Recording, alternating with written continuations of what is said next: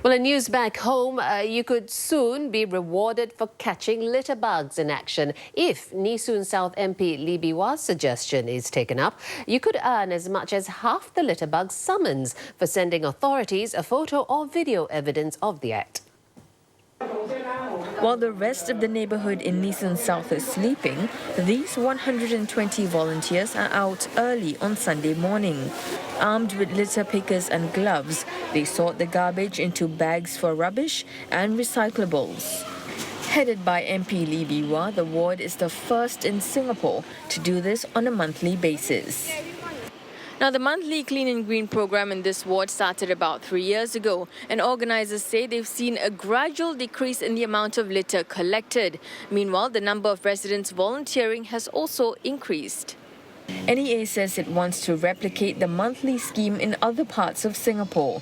It said representatives from Jurong and Queenstown have expressed an interest. But Dr. Lee said picking up litter is not enough. She's encouraging her residents to look out for those who litter habitually. In Taiwan, every resident is an enforcement officer.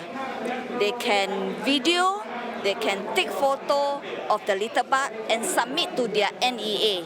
And if the successful prosecution, their NEA will give the resident who report half of the saman collected. So I think that my resident here also have similarly give this suggestion, and I thought it is good suggestion. So now I'm working with NEA. We try to pilot in Nee Soon South in the near future. Channel News Asia understands there are challenges in its implementation as the legislation needs to be amended.